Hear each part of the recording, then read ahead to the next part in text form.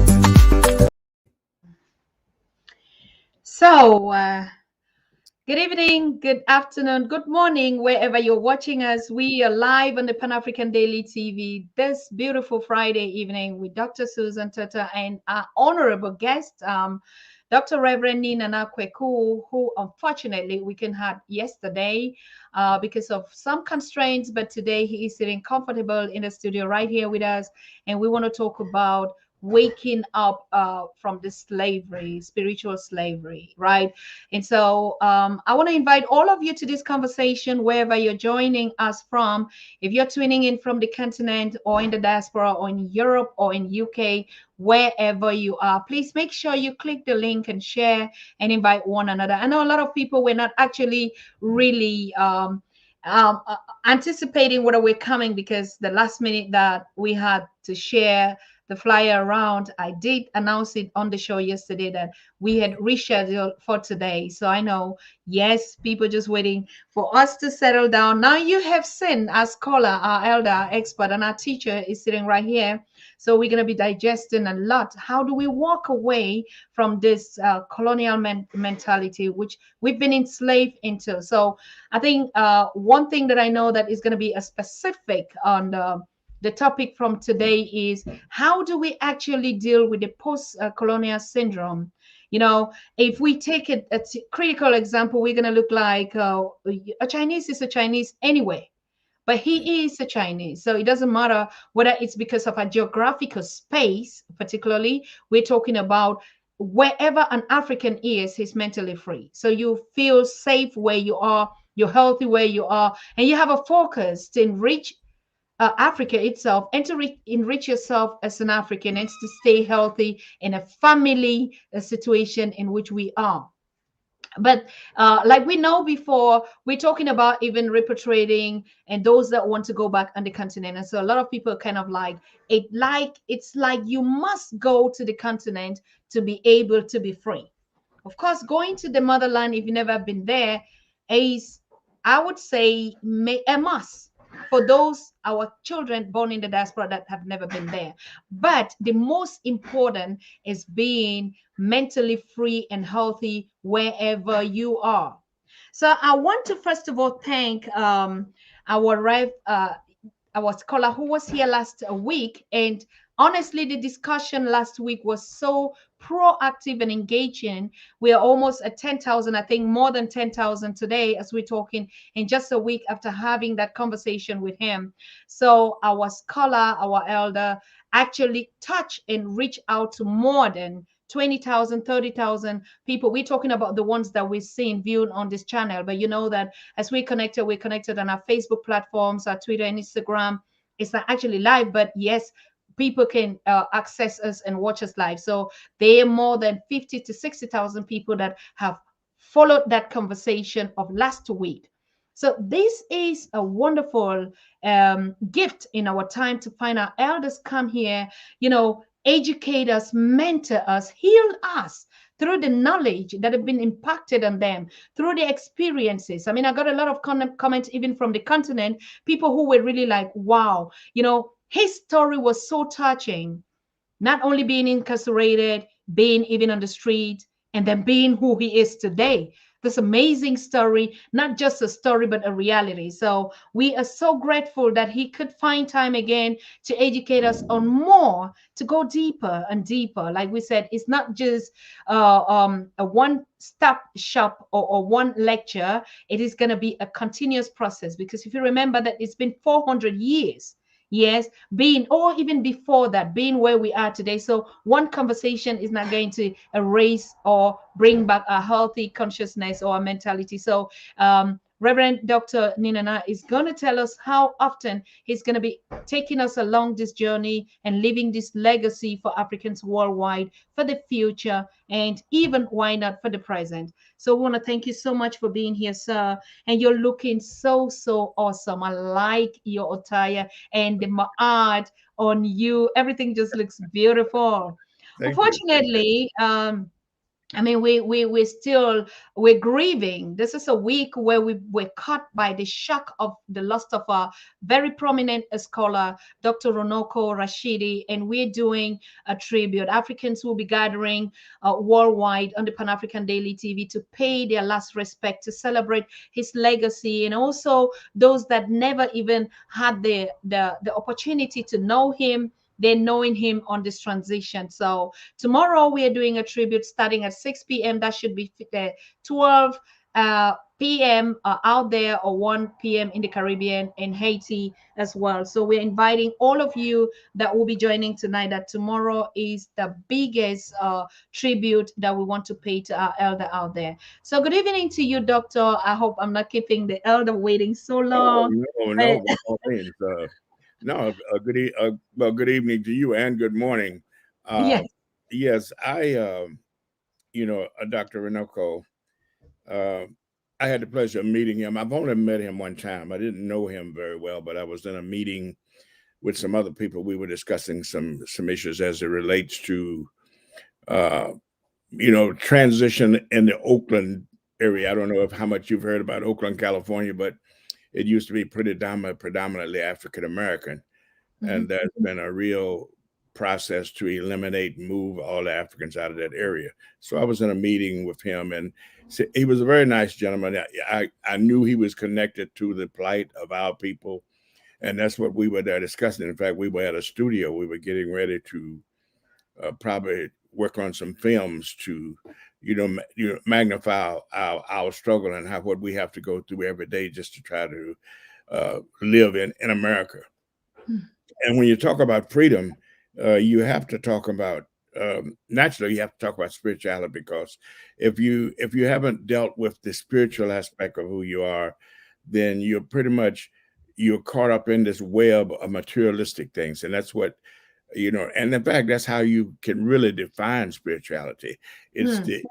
the being concerned for the soul and the human aspect of who we are versus the materialistic things that surround us every day.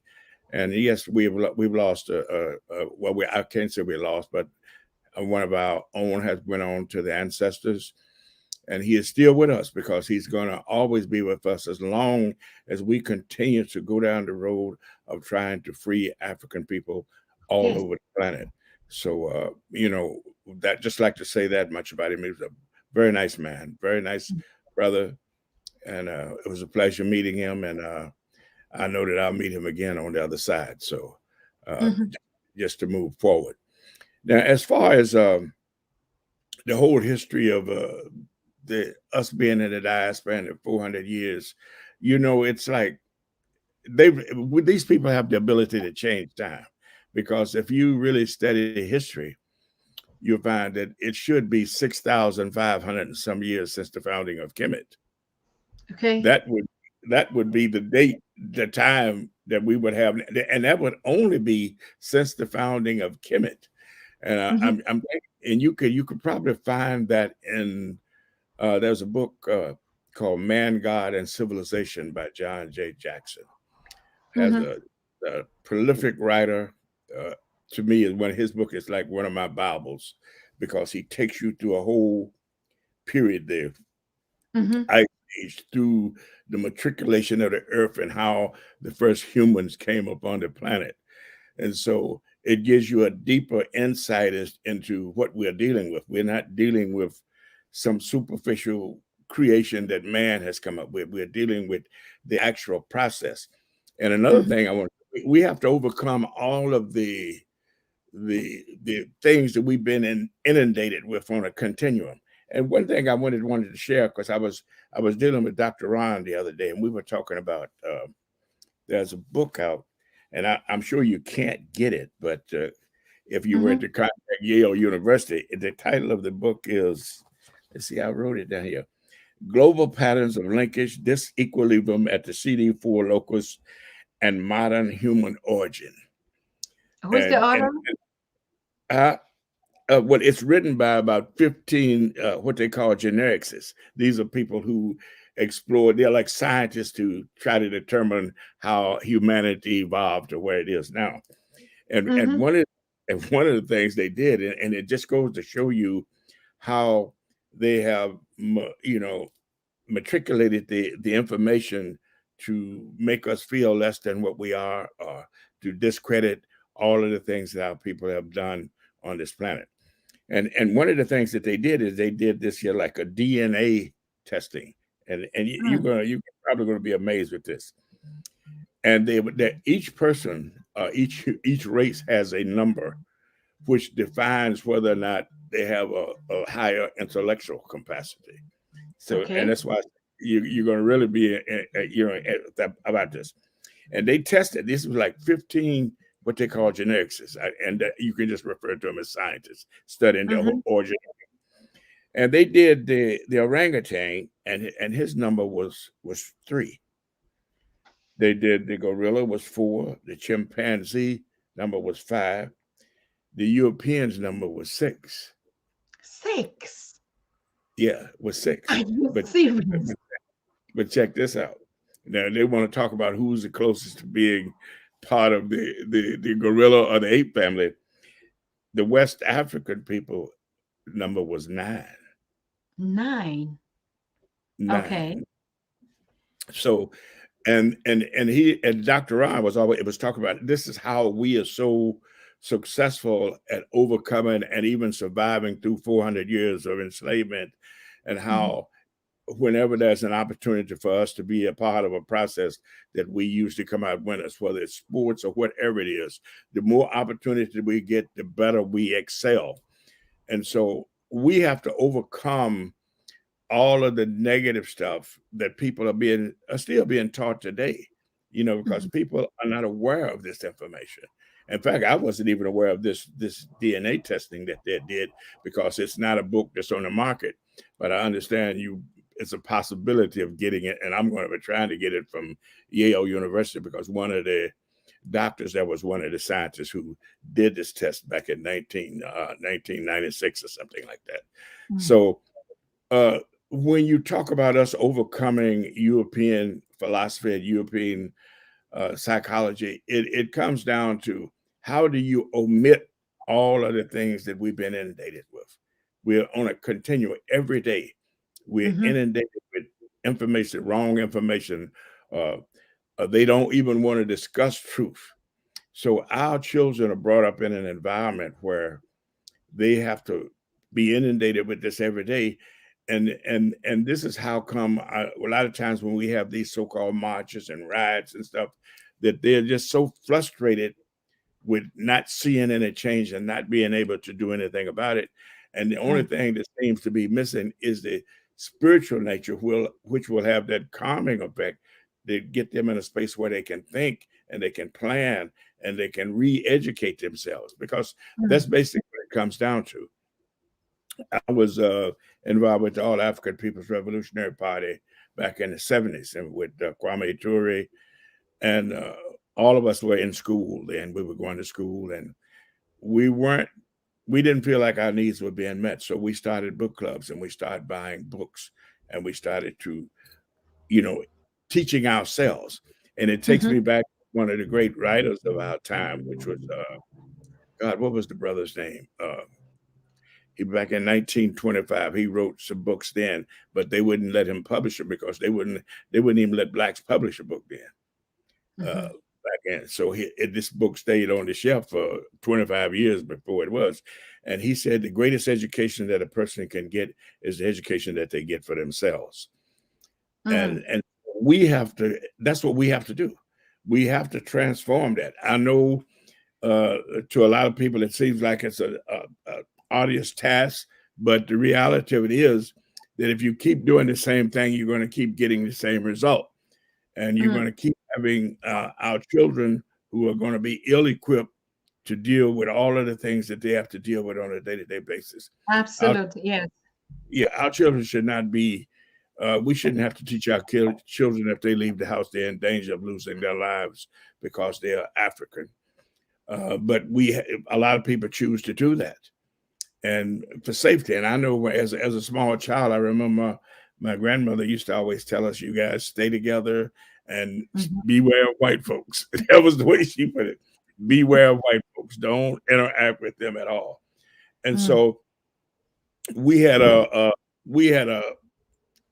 kind of a pre-lib to being aware and conscious that these people were not our friends. Where now, when you went through this whole process during the 60s, the integration of the schools, people eating at the same lunch counters, and I remember, I don't know, you heard of President Carter, right? When Carter Sure. was the Yeah. president. Well, they at that time, churches weren't even integrated. A lot of people are not aware of it. And when he became president, uh, a black person showed up at his church on Sunday, and his mother came out there and said, "There's a nigga outside trying to get into church." This is how this is how they view us. And yet we tend to think that somehow, because their indoctrination is the same as ours, they're indoctrinated in the other vein, that they're the most intelligent, they're the most beautiful, and everything, they discovered everything. In fact, I see a lot of so-called scholars now who are claiming that they built the pyramids, that most of the things that were created in Africa, that they created them, and that you but what the Arabs, these people are not people of color, but they're actually white, and Egyptians, they're not people of color, they're white. And for me, anybody who ever studied, I think I heard the professor talk about the other night, Destruction of Black Civilization by Chancellor Williams. Mhm. That book it covers about 10,000 years of history. and it takes a period, 4 to 5,000 years before we come into Kemet, before Egypt. And there were times when Kemet was in its glory days, when in what they call upper Kemet, you weren't even allowed to be up there unless you were of African descent. Mm-hmm. And Chancellor talks about how they figured out, okay, we can't get in there. You couldn't even get a passport or whatever to get there. So what they started doing was integrating, and so they would marry. Asians would marry Africans, whites, Europeans would marry Africans, just so they could enter Upper Kemet. Mm-hmm.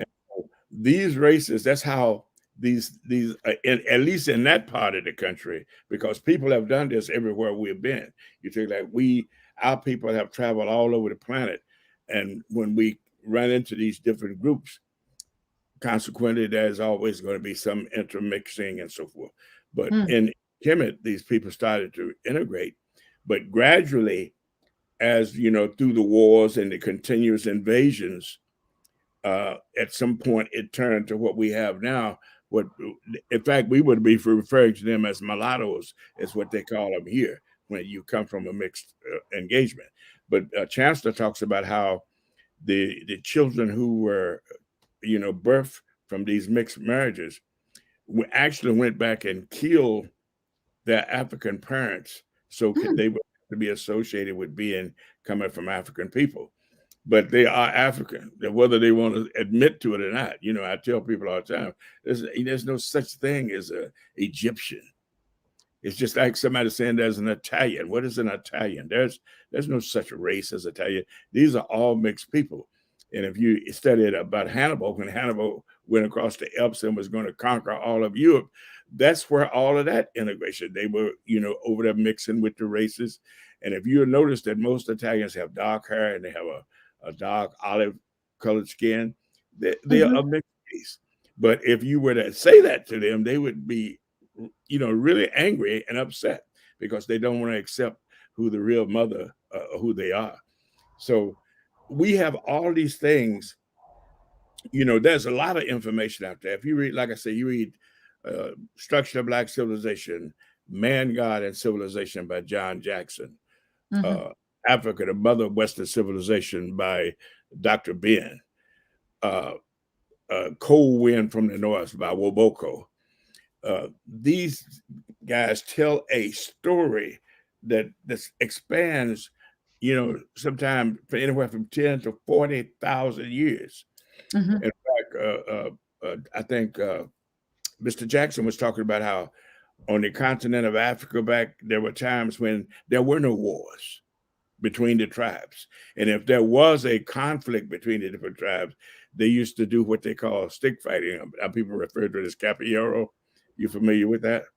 They would do stick, and it would not be the so-called people. It would be the leaders. Like if you were the chief of a tribe, then you would have to fight the chief of the other tribe that you had a disagreement with. But what happened was that you both lived. Yes. And you went back to doing what you were supposed to do. So they can't believe that there weren't wars. They want you to believe that Africa has always had all these tribes trying to murder and slaughter each other. But the reason that they're doing it now, and they were doing it earlier, is because the struggle. They've created such a dynamic that people are fighting for food. People are fighting for water. People are fighting for space to be. So they go through, these different places and they do the same thing to each other as the Europeans do to us here in America and other people around the world. They do everything they can to disrupt your life so that it makes people become thieves. It makes people wind up in jail. Like I said, when I was like 17, 18, if you were Black, you pretty much couldn't get a job. The unemployment rate where I was 75 or 80% among Black men. So consequently, these guys would start dealing drugs or stealing or doing whatever they thought they needed to do to survive.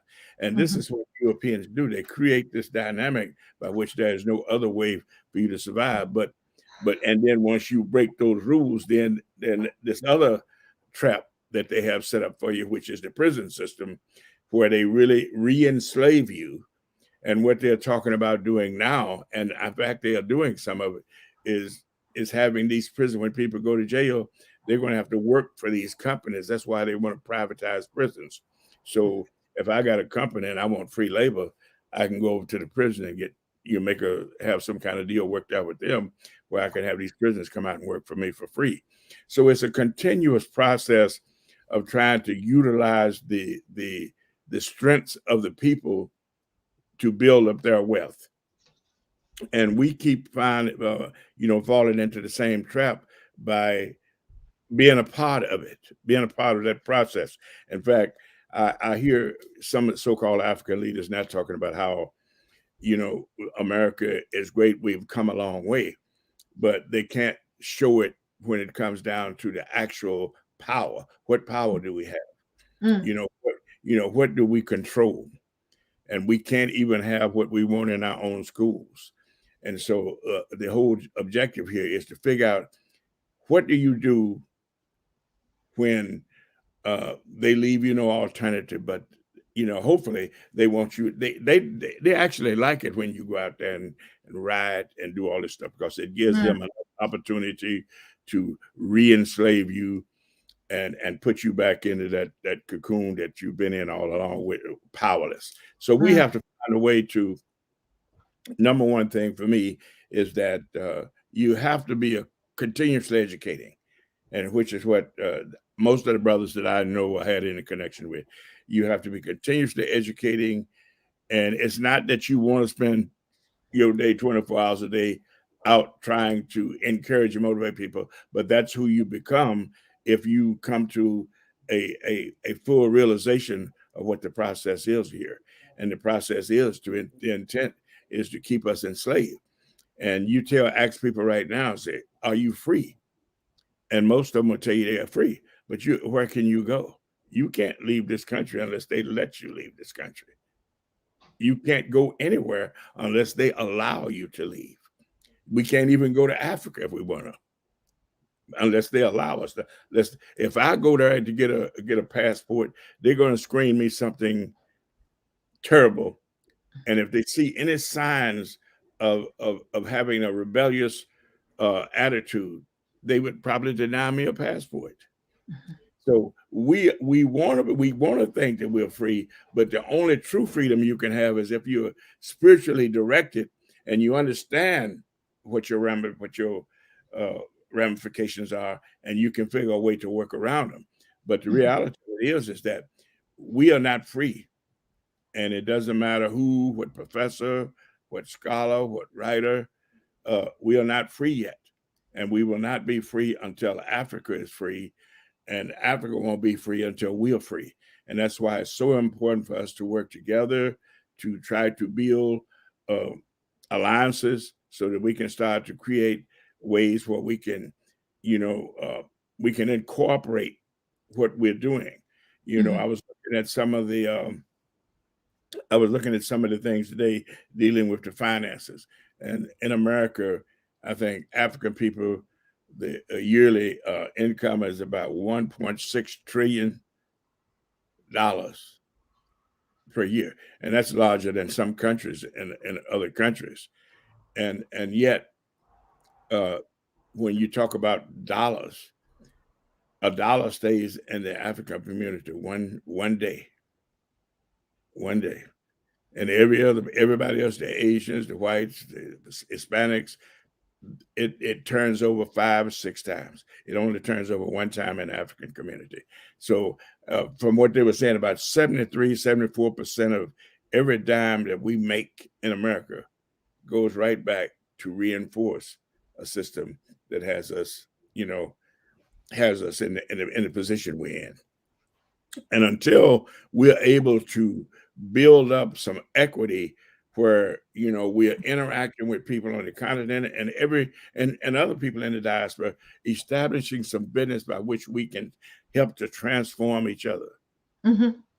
When we can help to transform each other, then we will have power. But you will see them try to interrupt that process also, because I'm sure you remember the story of Marcus Garvey, Mm-hmm. who really had started that process off. And what did they do to him? They finally got him on some trumped up charges of mail fraud, which supposedly he wasn't guilty of, but they were able to deport him, and he finally, got sick when he was deported out of the country and passed away. But this is what they do. They either, and if you go back in biblical times, there was Ares, who was a bishop, when they first tried to promote this so-called Jesus Christ as a son of God. And Ares was the one who came up against him and said, no, this man is not the son of God. And, they were trying to push him off on African people. Mm-hmm. So he refused to accept it. So they exiled him.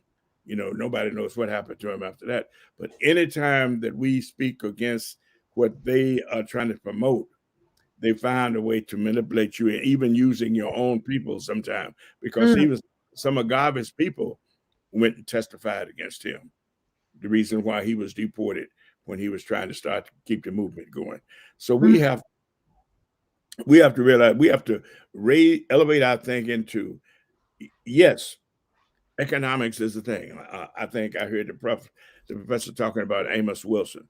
Amos Wilson was a dynamite elder who his main contribution was trying to teach us how to economically become sound and to internalize our wealth so that we could overcome, and we wouldn't have to be asking these people for schools. We wouldn't have to ask them for that. We could go and build it ourselves. So we have to find ways to reinvent what Amos was trying to do. We have to find ways to do what Garvey was trying to do. Nakuma. We have to find ways to pull these pieces together. And, like I tell people all the time, one of the things we have to first start doing, and they say, well, that's a long ways off. I said, no, but we need to stop now allowing our children into their institutions. And I know it's just like anything else. There is a period of adjustment, because now you have your own children, and not my personal children, but I see people's children against their parents because they think their parents are racist because they want their own. A lot of parents, they don't want their kids to have to go to an all-white school and they be the only one or two Africans in the class. And the kids say, no, I don't want to do that. I want to go there. So we're losing those kids, because by the time they grow up and finish college, they're totally indoctrinated to a system that is dysfunctional. And, we were talking last night about the 10 Commandments. And this guy said, well, why did they only take the 10 Commandments out? He said, there was actually 147. Why did they only take those 10? And he went down each commandment. He said, well, look at the politicians. They're stealing, they're lying, they're sexually harassing women. They're breaking every law in this so-called 10 Commandments. So what was the purpose of it? And why should we interact, play the same role that they're playing? We go to our churches and we sit up in there and we pray and we sing. And when we come out, we still have the same problem with trying to figure out what's going to happen next week, or how am I going to pay rent? Right now, it's getting awful in California. It's getting awful. The most people, I'd say, if this COVID thing continues for another year, it's going to be a whole lot of homeless people out here, because you will not be able to afford to stay here any longer. They're charging people, like, for a room, $2,000 and $3,000, for a room. And so people who before were buying their homes and thought they were part of the middle class and living the good life, now they're finding themselves homeless. Now they're finding themselves sleeping in their cars. Now people are buying these, mobile vehicles to live in because it's cheaper than trying to maintain these structures in California. You could go in the worst neighborhood in the Bay Area and find a house, and it can be completely gutted, complete a wreck, and they would charge you $600,000-$700,000, close to $1 million for it. Simply, that's how property values have soared here. So in order for people to understand it, and look at the data that shows that we are not making progress economically. Right now, we in the same position we were in 50 years ago. I We think in the even worse. huh? Worse. Yeah, well, it's worse, yeah, because you take like when we were freed from when our people was freed from slavery, we had like about 1% of the income in this country. Mm. And now we still in 2021, so we're still there. But I think what really fools people is when they see these basketball players and these people sign these so-called $1 million contracts. They assume that this is the general population, but that's only about 3 or 4% of the people in this country who actually live like that. The Oprahs, these people are, and honestly, they're not the norm. And so we have to get people to understand that. Are you satisfied with 3 or 4% of your people living like kings and the other 94% living like slaves? Mm. And and that's the question that people have to ask themselves. Mm. But we've learned through the European psychology to be independent, what they call independent. Being independent means you look out for yourself and everybody else look out for themselves. And that is a good philosophy because it works for the European concept. It keeps Correct. us divided. It keeps us from coming together and working together. So wait a minute, this is not right. We need to do something to change it. But as long as we think that I've got it made, then I don't have to worry about it. And they'll look at you and say, well, the reason why you're not doing better because you're not working hard enough. Mm. We have people in this country who are working 2 and 3 jobs. I used to run a place in Berkeley, and I had guys that was homeless used to come there, and some of them were working 2 or 3 jobs because things are so expensive. They had kids, and and pray you don't be separated from your wife and your kids and stuff because you go to court, then they take everything that you own. So these men were forced to, which they should be taking care of their family, but then they had to sleep on the street or go to homeless shelters to live. So we have to, if we don't do anything to change that, they're not going to change it because if you look at Washington, they're not doing anything that's transferable that's going to benefit us because Mm. everything keeps going up. The cost of living keeps going. Just since COVID started, what is it, about a year and a half now? Just since that started, it's went up anywhere from 16 to 32%. Things have risen. Now, why would you be raising the price on everything when everybody is out of work? You take like here in California, the people for the state are not working; they're working from home, or the county, or the city. These people are not working. If you need to take care of some business dealing with any of these entities, it's almost impossible. I called the White House the other day, and they told me there wasn't nobody there to answer the phone. So I said, well, who do you talk to if you want to get something done? I said, well, we don't know. COVID. Everybody's excuse now is COVID. It's the excuse not to do anything because in reality, people are having to write letters and file complaints against the city, county, state, local governments because they're not able to get their needs met. People who are on what you call fixed incomes, who are getting Social Security and disability and stuff, they're not getting their money because these people have chose to close up the office. And I understand people who want to protect themselves and their health and their families, but they're still getting their checks. Taxpayers are still paying them while we are paying them while we go hungry and homeless. And so we have to start to associate, you know, the living conditions that we live under with what these people are doing. And I don't know, no other way to do it except for to just keep constantly reinforcing the message to people that look at what's going on around you. All I have to do is get in my car and drive down the street, and I will see tents along the highway. People sleeping in tents. You know, people just sleeping in front of doorways and in front of stores. People sleeping in front of gas stations. and all this stuff. And it's almost like people have become numb to it because they walk by it and they don't, it's, well, they just see it as a part of what's going on in the world. And that doesn't have to be that way, because from one of the richest countries in the world, and from a people that has been as productive as African people have been in this country, the amount of money that goes through our hands, it's inexcusable that we don't have any more power or ability to control what's going on in our lives. So it's a lot of work. It's going to be, we have to learn to differentiate the real from the unreal. We have to start dealing with the truth. And the truth is that uh, the religions, the churches, the politicians, all of these people are the same. They may not look at like it on the surface, but they're contributing to the life that we have to live in America.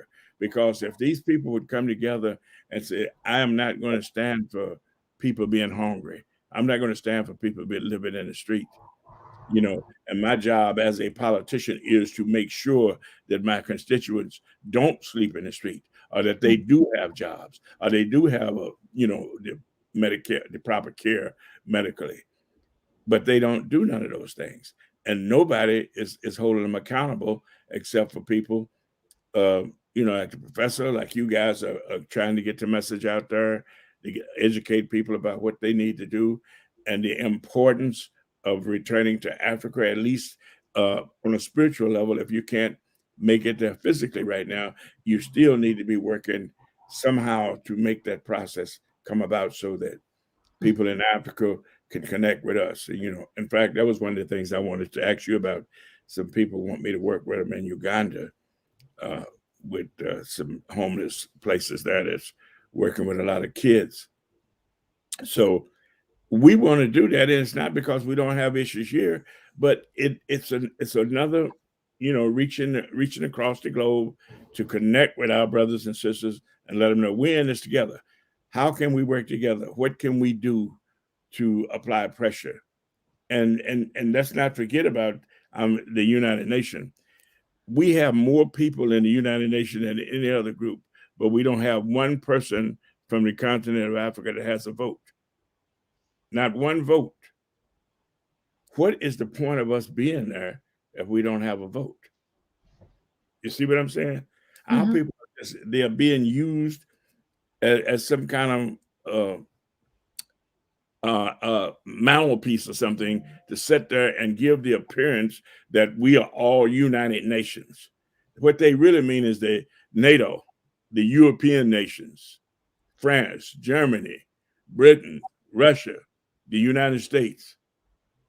So we have got to rise above this stuff and start to but we can't wait until the police shoot somebody. And I'm not saying that we shouldn't be out there doing whatever we can to make that change, but we can't wait until the police shoot somebody or somebody comes up missing before we wake up and say, hey, it's time for us to do something. We need to be doing something on a continuum. Every single day, we should be participating at some level to bring attention to every issue that's related to us continuing to live in what I call continued slavery, because we're not free. We're not free. So, but there are a lot of things, that's, you take like books like this. Are you familiar with this one? Let me see. It's African Spirituality. Mm-hmm. Yeah, that's one of the books that I studied from.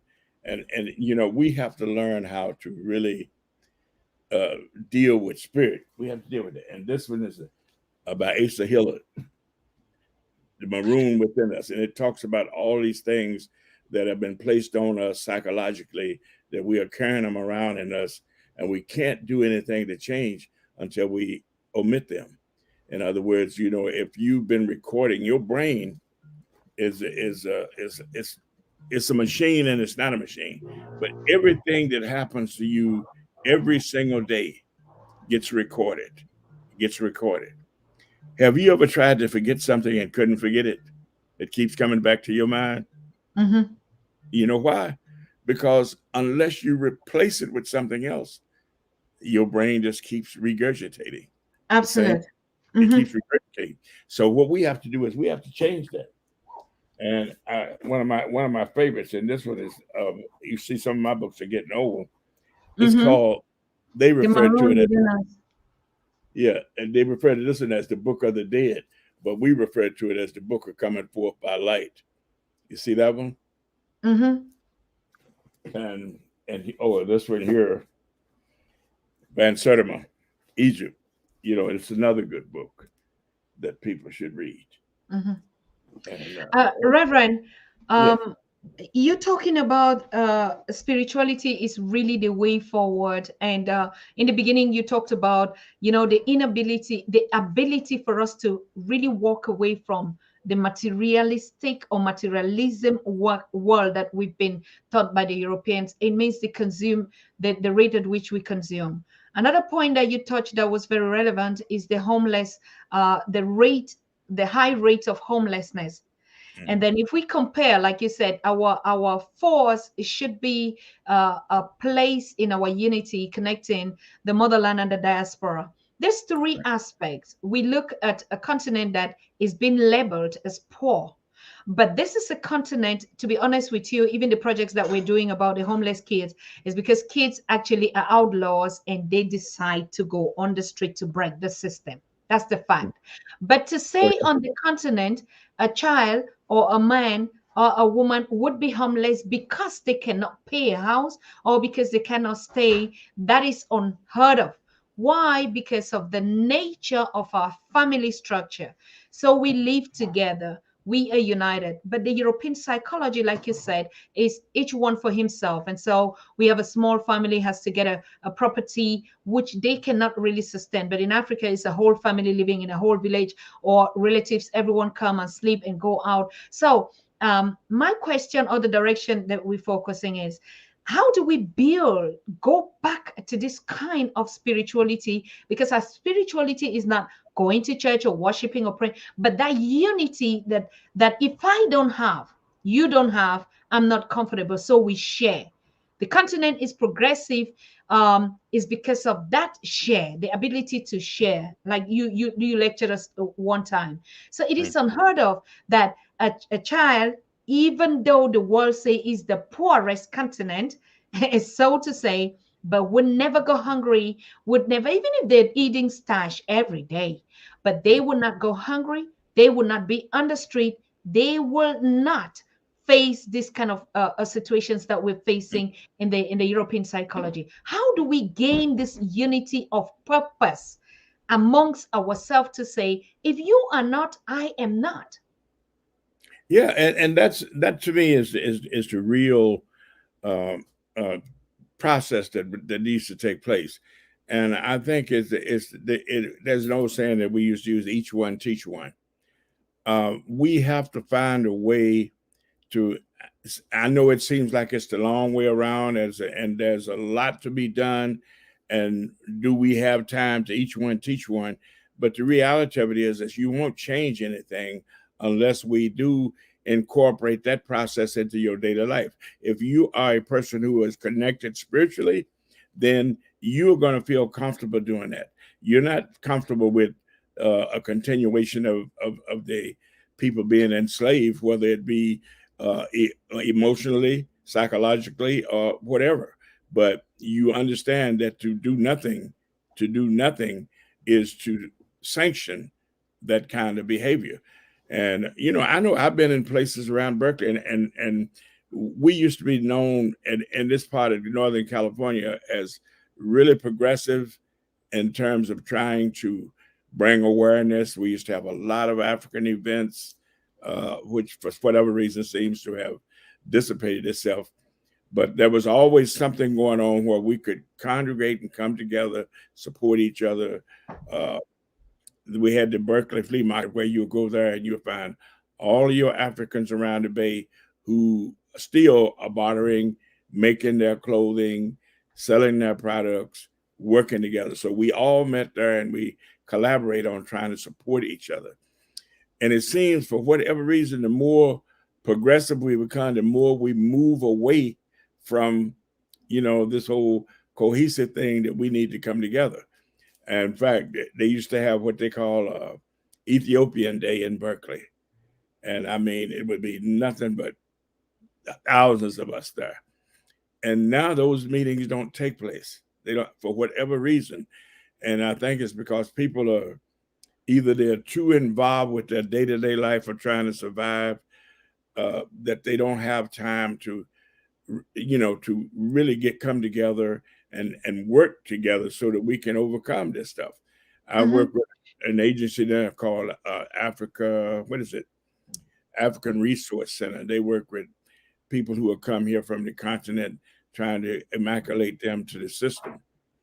And I've been there a couple of times and talked to them about, the interaction, because they feel stressed because of the way that the reception that they get from what we refer to as American blacks. And so it's still in the infant stage of trying to get those groups to come together and understand that we're one. And it doesn't matter that you just come here from Africa, and I've been here all the time. When you walk out that door, when you go for a job interview, or when you go for housing, or any of those things, you're going to meet the same block. You're going to meet the same roadblock. So if we want to overcome that, then we have to create some ways to create housing, which is what this sister is doing. She's the director. And what she's trying to do is to create housing for people who come here who are having a difficult time trying to, live in America. And, because people come here thinking America is the richest country on the planet. Everybody's living good. Everybody's not living good. And they're finding that out, that when you come here, and it's less and less. And now they're talking about even some of the more of the jobs and the technology is going to be moved overseas. They were talking about that yesterday.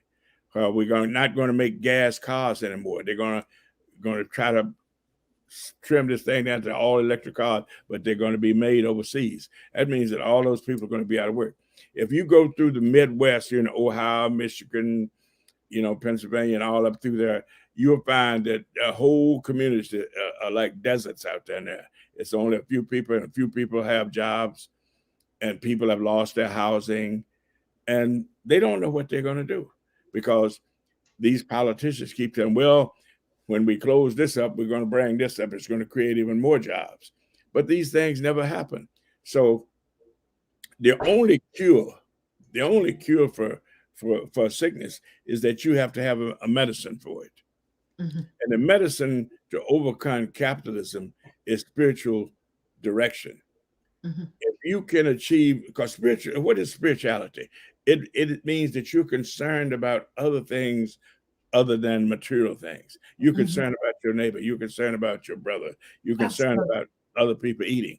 Yes. Until we can get people's mindset geared toward that philosophy, they're going to continue chasing. It's like a dog chasing his tail. You're going around and around in a circle, and you say, well, I'm working harder, but I'm getting less. I'm working harder, but I'm getting less.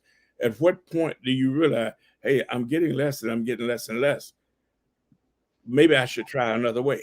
And this is this whole, and I say that, Dr. Joy calls it post-traumatic slave syndrome. Some other people call it racist syndrome, but I call it insanity, because you're doing stuff that's detrimental to your well-being. You're doing stuff that's not going to be beneficial to your offsprings. You are doing stuff that's destroying you, because people they're on medications, they're sick, they're stressed out, and that's what stress kills. Stress kills. It creates high blood pressure and all these other things that people wind up at the hospital with. So what we have to do, we have to continue to beat the drum of spirituality. There is no sidetrack on this, because there is never going to be enough money to feed everybody as long as we have the systems in place. How do we remove those people? We remove them we don't spend money with them anymore. We stop spending our money with them. Correct. Because they make money off the schools, they make money off the hospitals, they make money, all these things.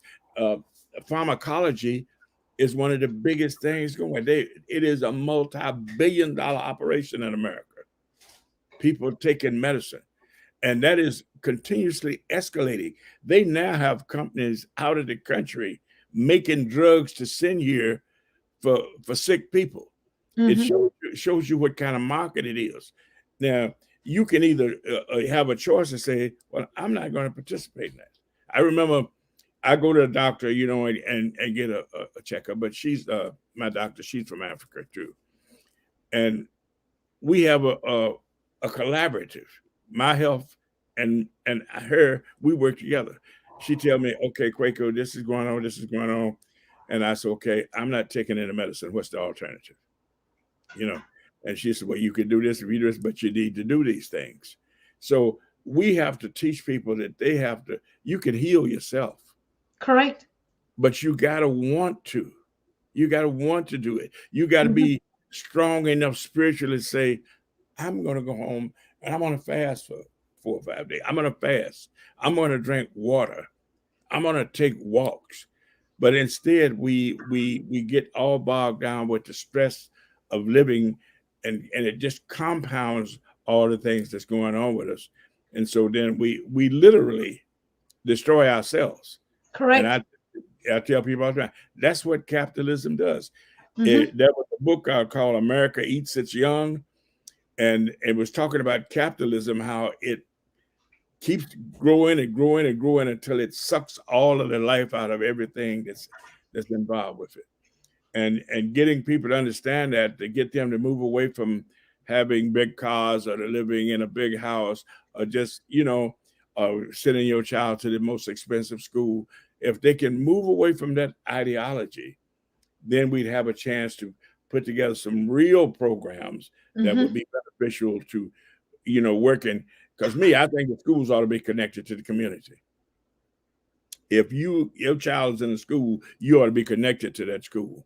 You ought to know what's being taught there, and you ought to have some input on what's being taught there. None of those things are taking place in America anymore. Now the big thing is what they call critical race theory, where they want to teach you all about the 1619, when the first slaves were brought here, and white people up in arms, and even black people are saying, I don't want my kids learning about that. And you say, well, where is that coming from? Why would you not want your kids to know the truth about what's going on here? But it shows you the level of how we have somehow disconnected from reality to the point we don't want to hear the truth anymore. We would rather what's that song? There was a song I called Lie to Me, just keep lying to me, and people just like to be lied to. They rather be lied to than to hear the truth. Because if you're talking to somebody about whether it's religious philosophy or whatever, if it's not coinciding with what they currently believe, then you become the devil. I've That's had true. I've Mm. had people tell me, you're the devil, Kweku. You're antichrist. And I said, okay, well, if you welcome to think that if you want, but you're still suffering. You're still suffering. So I'm not suffering. I'm suffering because I see what's going on around me. I see how my people have to live. I see how we are not free as we want to believe that we are, but I'm not suffering up here. And so that's what we have to get people to, using this instead of uh, being superficial, materialistically, and looking at things from a materialistic perspective. Because people think if they got a lot of things, they're doing all right, even though they may be miserable. And I know I learned that really basically from on-the-job training, what you want to call on-the-job training. I used to do counseling for couples and families. Some of them were super rich, had more trouble. I couldn't even envision having that many troubles. Mm-hmm. You know, I said, well, what is the purpose of you making all this money and you being together? And then I saw couples, they were together, they were miserable, they hated each other, but they were making money together. So they stayed together so they could maintain that lifestyle. While you go your way, I go my way. We live in the same house, but the kids are the beneficiaries of that dysfunctionality. And Yes. they didn't get that. So uh, that's where you find out the real truth about this whole American ideology and capitalism is when you have to go into the homes, when you have to go into the schools, when you walk in schools and kids are bragging about being dumb, you know, you know, high fiving the fact that they are not doing anything constructive with their lives. You know, it shows you how the dysfunction, and a lot of times people have mentioned stuff like that about the family, and the family dynamic has a lot to do with it. Mm-hmm. Because if you in a stable family, whether you, I don't care how poor you are, you're going to come out of that with more character. You're going to come out there with a stronger system of belief and understanding what That's life's so all about. true. Because the family works together, you Yes. learn how to work together, then you learn how to work together in the community. Mm-hmm. That's what family is. Family is community. It's one and the same. Because if you live on a block and you don't know anybody out there on that block, you're not in a community, you're in a dwelling. And to get people to understand that, hey, uh, wait a minute, I don't know my neighbors. And I know people, that's what you know, but I don't know who those people are. They've been living there 20 years, but I don't know them. You know, how do you live that close to somebody, past somebody, they coming out their door, you coming out your door, and you've never spoke to the person? It shows you the effects of how people live in America to the point where you can almost say the terminology they used to use about us, we're not human, because human beings don't do that to each other. They don't operate like that. Even apes, lions, and elephants, you go in there and you watch them, they're communing together. We do not commune together. We Yes. we work side by side. We don't like each other. We don't believe the same thing. So Mm-hmm. We're therefore, scared of each other. yeah, No trust. we're afraid of each other, and Mm-hmm. so we in denial about the fact that we need people. Because I hear people say this a lot. I don't need nobody, and I'm wondering where is that coming from? Because I can't think of a time when I didn't need somebody. Correct. Because if I didn't have somebody that I, cared about and loved, and it was reciprocal, I don't know what I would be doing. But people, this is a cry that you hear all the time. I don't need nobody. I got mine. I got this PhD or this master's degree, and I'm making enough money. But until they get in trouble and they realize that they worked 25, 30 years, their house is still not paid for, they're still paying student loan, and the job that they once thought was going to last forever is no longer there. Now they're back down to earth for a minute, where, why is this happening to me? I did all the right things. And that's the key, because people really believe in their mind that they're doing the right thing. So therefore, when you challenge that, they see you as the enemy, because they can't conceive of thinking about somebody else before they think of their own selfishness. And so to battle and to try to overcome that, one of the things I've started doing in my later years is I try to work with younger people because they're more receptive, because I can talk to older people, but a lot of times they will just what we would call shine you on and pretend like they're listening to you, but they really don't want to hear what you got to say. They're only listening because they don't want to be in an awkward situation. But if you can get kids or younger people into an environment where you can, interact with them on a human level, you'll find that you can save some of them. Some of them will follow you. Because I work with kids in Oakland, some of the worst streets out there. And the kids, when they saw us coming, they hated us. I don't want to know that stuff. But after we work with them for a while, we go out in East Oakland. Hey, Dr. Kweku, how you doing? When are you guys going to do another one of those things? When are you going to have another one of those meetings? And so you're able to reach them a lot easier. And that's why I think the school is the most important thing. We have to get our kids away from those schools. Now, the people who don't agree with us are going to still send their kids to those schools, but that's their choice. but we need to have a place where kids who really want to have an opportunity to do something different. Because when I was a kid, we were taught that you can be anything you want. It didn't matter whether you could afford to go to USC or MIT. Your grandmother taught you there's nothing, baby, that you can't do. There's Mm-hmm. nothing that you can't achieve. Yes. You don't see that kind of gleam in students' eyes now. I remember when I was in the first, second, third grade, and we had all Black teachers. That was before integration. We were glad to get to school. We were really happy to get to school because they made it interesting for us. They taught us that you can be the next person to take a rocket ship to the moon. You can do those things. And we believed them because they were so inspiring Mm-hmm. and so committed to wanting to see you be successful. Yeah, I'm a teacher and I'm only making a certain amount of money, but I want my students to be successful. And that's what we've lost. And you go into school out here now, and it's almost like going into a funeral home. You got all these students sitting around, and then you don't know the teacher from the students because they don't have the interaction anymore. Mm-hmm. And the only time they interact is when it's something negative, when they got to write the kid up and send him to the office for acting up. And so these institutions are not conducive for learning, and they're certainly not conducive for teaching the appropriate behavior because that Mm-hmm. has to come from the home.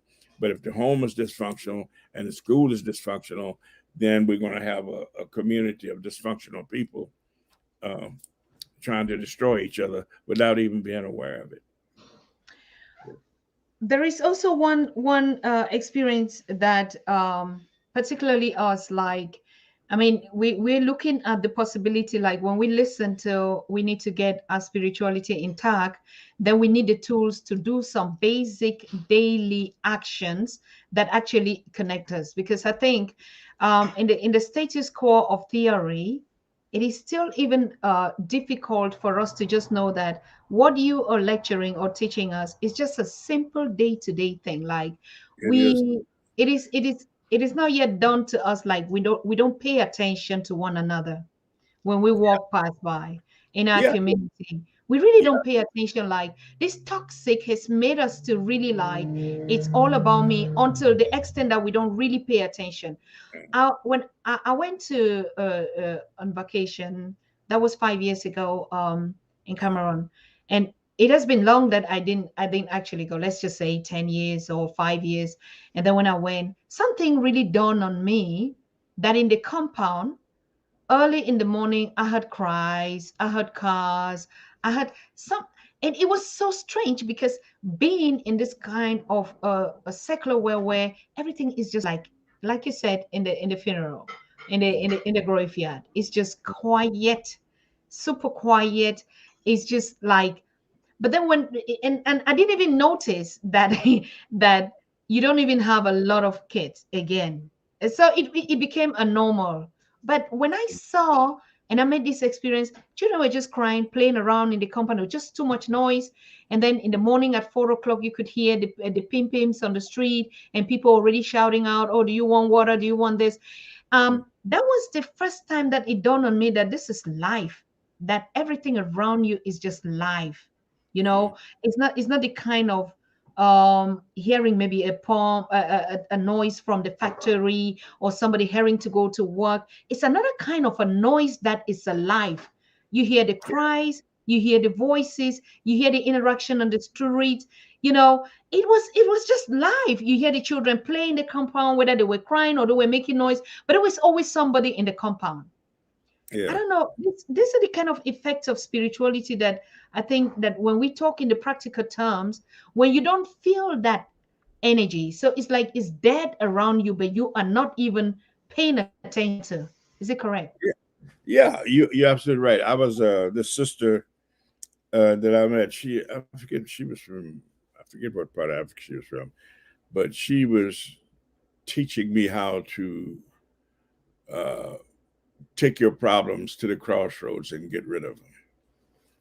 And she was telling me about a ritual that they did on the continent, where if you had problems, you went to one of the teachers and you had problems, you explain your problems to them, you write them down on paper and you burn them, or you take them to a crossroads. And then you go to the mountains. I'm gonna tell you, I've been living out here so long in the city. I hadn't been to the mountains and just stood around and listened to the water run, Mm-hmm. Just watch listen the to river or the listen to tree. birds say, and I realized that, because she said, "What do you hear?" I remember when she first took me to this spot. I said, "What do you mean what I hear? I don't hear anything." She said, "You're not listening," and basically that's what it was. You get so inundated with all this garbage going on around you that you forget that there are beautiful things in the world to appreciate. And she was the one who taught me. She said, "Look, take some time out of your day for yourself." Mm-hmm. Because we're so busy, we're running, we're wound up, and we think that we're being successful, and we think we're doing what we're supposed to do.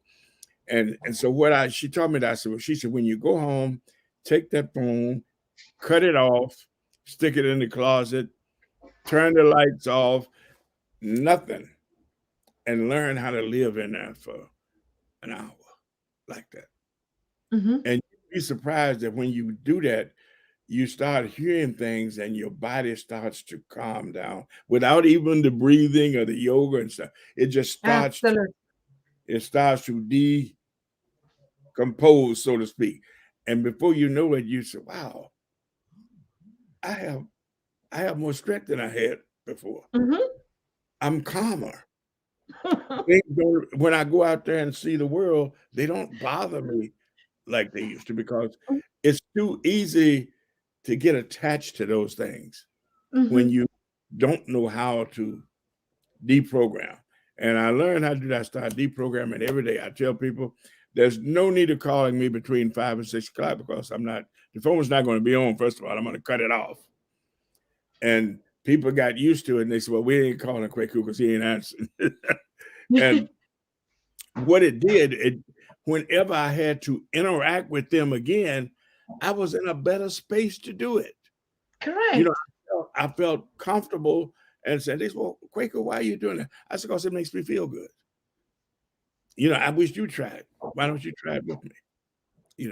And so you get people to understand that there's something besides where you live, what you ride in, what you wear, what you eat, what kind of places you hang out, that there's another universe out here that's going Mm-hmm. totally unappreciated. And Mm, it's appreciated because you have lost complete touch with the mm, spiritual who you are. mm, Before you go mm. to church, sure, you call yourself praying and all this stuff, but you've lost complete touch with the spiritual nature of who you are. And if you don't Correct. not in touch with that, for all intents and purposes, you're just like a book or something laying on a shelf. You're no different, because you're not accomplishing anything, you're not feeling anything that's that's good or beneficial to yourself or to mankind. And so the better I treat myself, the better I'm going to treat you. I tell people all the time, I don't feel they say, well, I've been in prison where people would curse me out. I'd be doing meetings and groups, and people would say, man, you let them talk to you. I said, no, let them say what they got to say. I learned how to, hey, if that's what you need to say, you say that. If that furthers your cause, lifts you to this place you're trying to get, at my expense, go ahead. And then I have people come up to me after me and say, Dr. Quaker, I'm so sorry. I shouldn't have interrupted you. I said, it's not a problem. It's not a problem. And they couldn't believe that I just cursed you out and yet you're treating me nice. What's with, Mm, you know? So, and getting them to understand that you do not have to react every time somebody do something or say something negative. It's an art.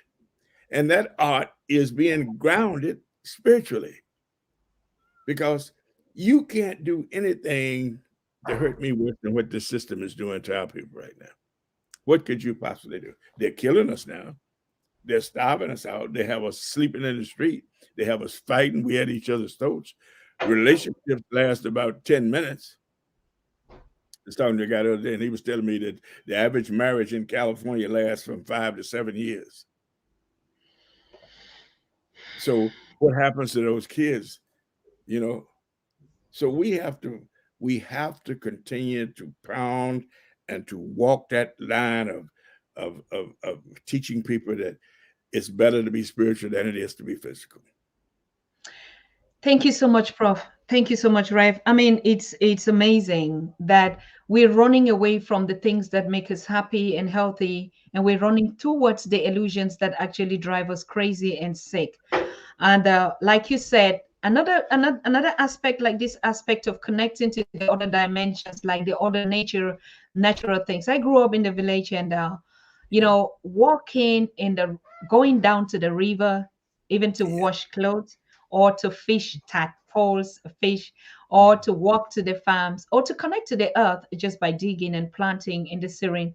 And I mean, washing in the rain was one of the biggest games that we used to play when the rains were, and the rains in Africa, they are these big rains, not Yeah. just the short that we have out here.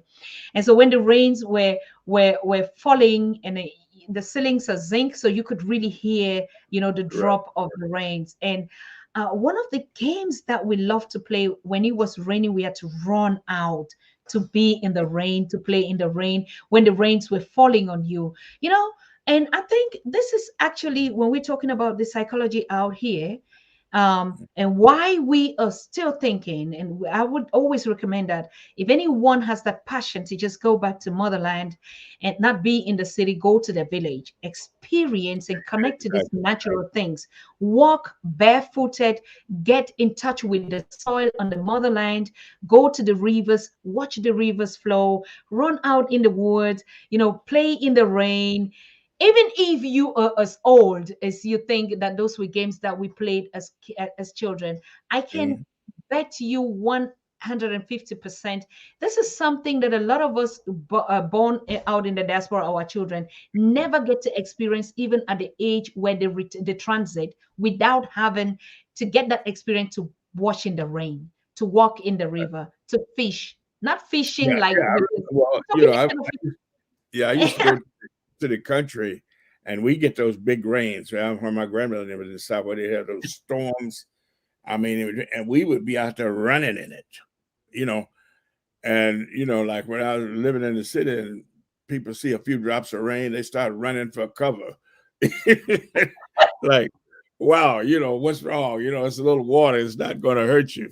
But it just goes to show you that somehow we duck all of the things, or we stop participating in the things that are free, that are beneficial, that are peace elevating.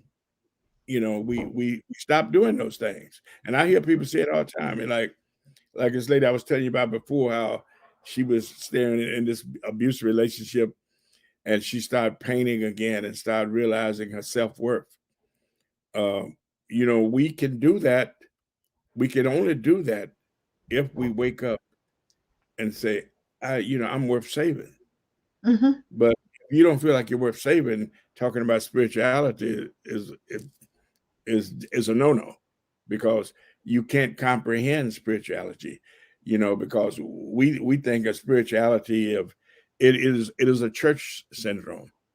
Most of the people, I'm not saying everybody, but most of the people think that the only way you can be spiritual is to go to a church house, and you'll hear people saying, well, the preacher certainly had the spirit today, or whatever. You understand? Or the lady, she really sang that song. She brought the spirit into the church today. That's how they see spirit as something outside of the realm of who they are, and trying to get them to understand that you have that same spirit, you have that same ability. You are no different than they are. If we see each other as Africans as being different, how can you get backed up when white folks see you as different than them? You understand what I mean? If you don't Mm. even recognize your brother and sister, but yet you expect to be accepted by somebody who is your enemy.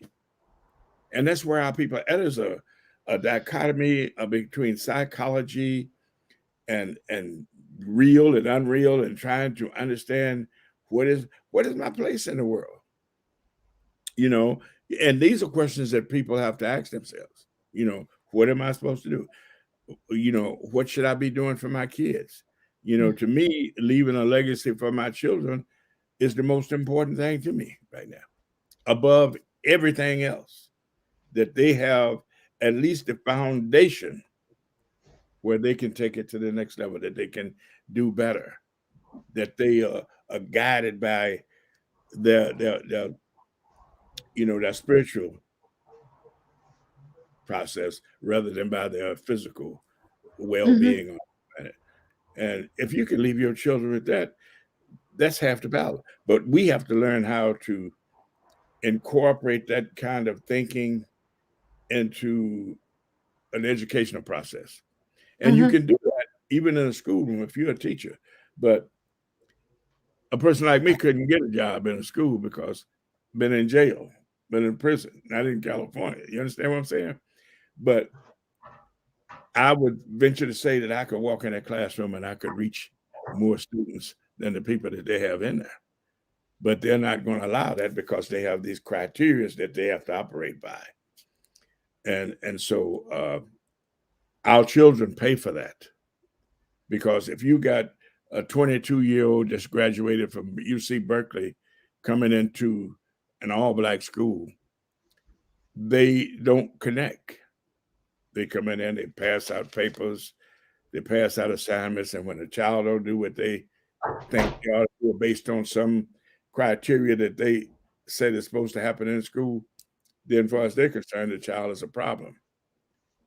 One of the biggest things going on out here is have you heard the term special education? Mm-hmm.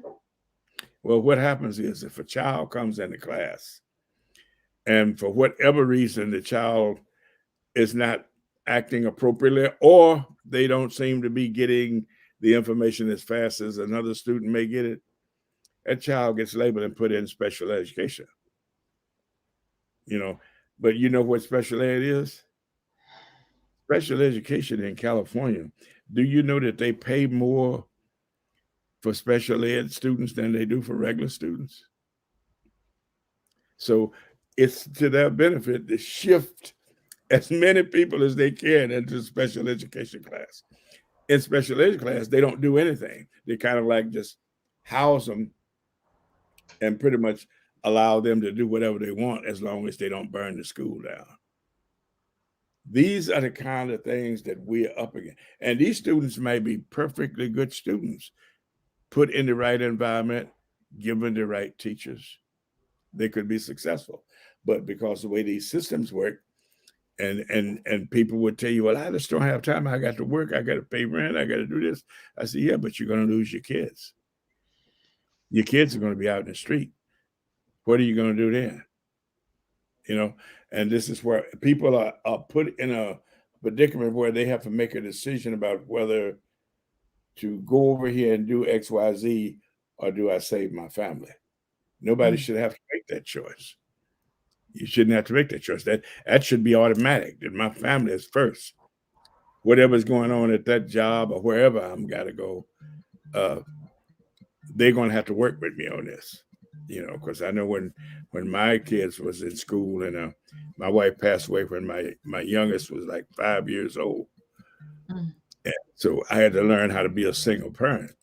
And so I'm working, but I had to make a decision. Do you want to make all this money? And I've been used to making a lot of money. Do you want to make this money, or do you want to make sure that this kid has what he needs to be successful? So I made a decision that, I let the teachers know I send my son here and I intend for him to be educated. I intend for him to get what's due him and what we pay taxes for. And I never regretted it. He's a nice guy. He's around here somewhere. He's a photographer. He does all kind of stuff. In fact, I'm working. I was talking to him the other day. We're going to try to put together this movie skit on the transition to the ancestors on film. We're going to try to put that together because he does editing and producing and all that kind of stuff. And just trying to get him involved at the same time. He he gets an opportunity to be educated about certain processes. And I'm sure he's heard enough from me over the years where, you know, that dad, I got it. I said, yeah, but you ain't got it all, because it took a lot of years for me to collect all this stuff and squeeze it into this head of mine, and now still maintain enough clarity to be able to share it with somebody else. And so he's constantly sharing it with his buddies. And, you know, they'll usually come up when they can't get along with their families. They'll come over here and say, Dr. Mhm. Kweku, can I talk to you a few minutes? And so that's what I'm saying about relationships. It's all about relationship. If people understand who you are and what you're about, they don't have a problem with communicating with you. But when, you know, they come and talk to you when they can't talk to their parents, that tells you there's an issue. There's a problem. And no child should have to go to somebody else if they got parents at home. Mhm. But because of the way people are raised and taught and educated in this country, a lot of people are suffering, and you know, and so many young people are committing suicide and on drugs at, you know, very young ages, and you know, and nobody gets like that unless they're in pain. Mm. People take medicine when they're in pain, and I'm not talking about physical pain, but I'm talking about, you know, psychological pain. If they Mm. can't figure, you know, what my day should be like when I go out there into the world, that's pain for a lot of people. And you know, so somebody has to be able to recognize it and say, hey, there is a better way. And you know, and I see a lot of young men now, and I tell them, I said, look, you can do better. You know, I understand that your mother didn't do what she wanted to do, your father did, but you be the one to turn the truck around. You turn it around. Maybe you can go in there and help them to overcome what's going on. So, Mhm. but somebody has to continue to feed that message until somebody hear it. And people know about certain people here in the area who is still all about Pan Africanism. It's all about our people, and I will not sacrifice that for nothing that you have. You know, I could. There were many times when I could have had jobs making lots of money, but I go in and I ask them. I said, "Will I be allowed to do X, Y, Z here?" And if they say no, I said, "Well, you know, I can't take the job. I'd like to take the job, but you know, I'm not going to take a job because you're probably going to fire me because I know me. And when it comes time for me to share what I would deem some enlightenment, or if I see an opportunity to help somebody, I'm going to do that. And I'm not going to allow the rules to impede that process." Mhm. And so, you know, that's what's going on. So it doesn't matter, you know, you can have 10 degrees hanging on your wall, and when you go out here to deal with these systems, they put handcuffs on you. You Mhm. can't do this, you can't do that. You got to follow this procedure. I said, but maybe working with this person, that procedure is not working. Well, and then they have to go somewhere else. They put them out. You know, that's a person, a soulless person without any spiritual connection to the people that they're trying to serve. How do Mhm. you hire people to help and serve people that they don't connect with? The fact that they have a master's degree or a PhD doesn't make any difference, because if they're not connected to that person, they're not going to be of any service to that person. Mhm. I like the concept.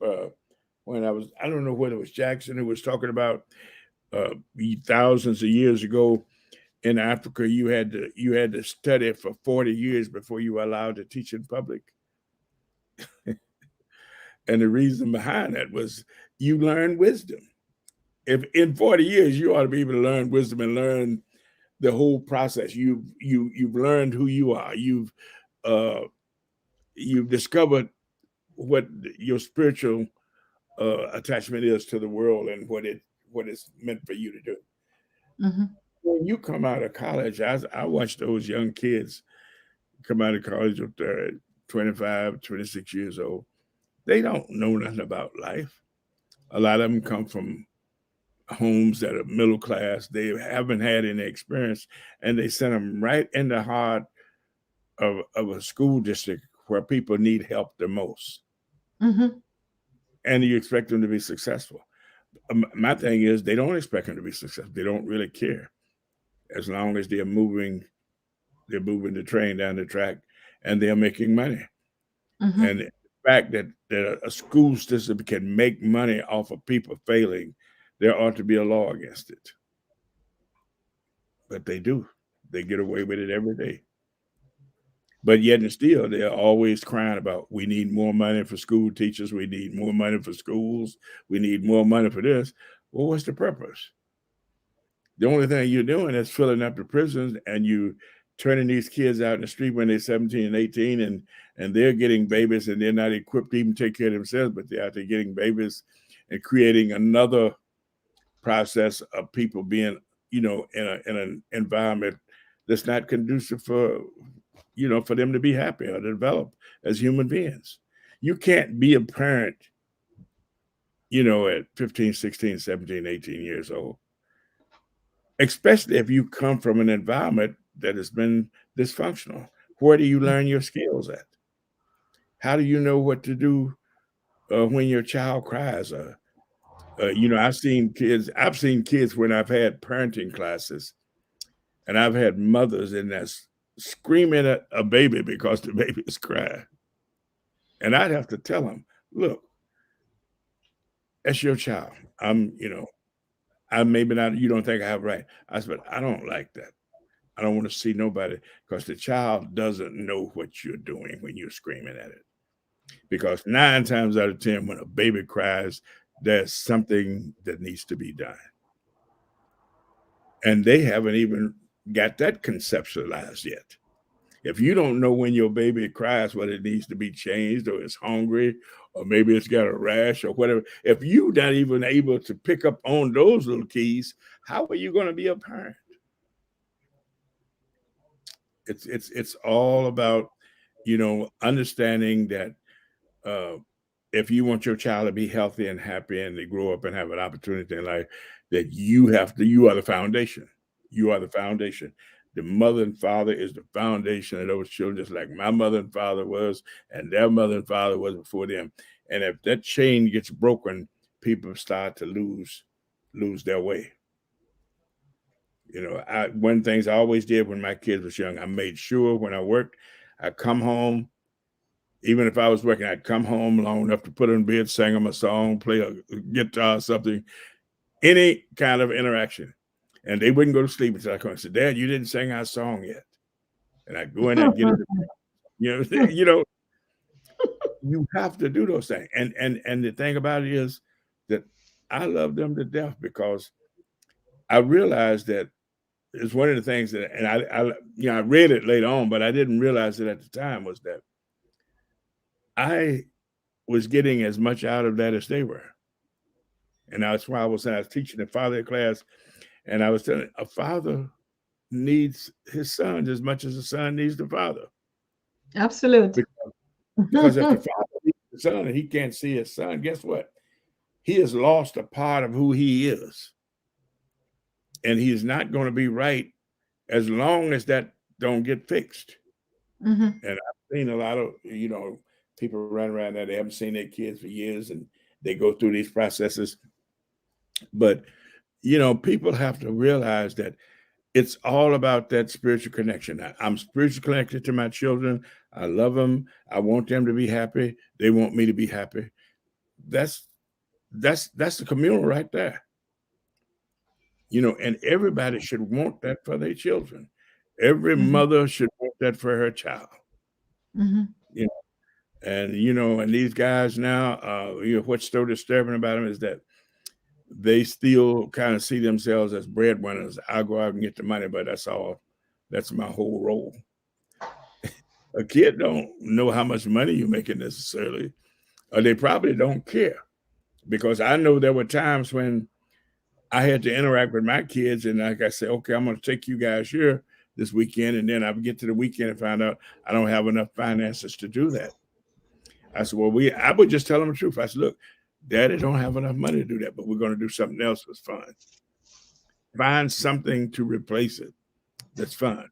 And you'll find that when you interact with your children at a high level, They're just happy to be doing something with you, and they'll enjoy whatever endeavor you take them into.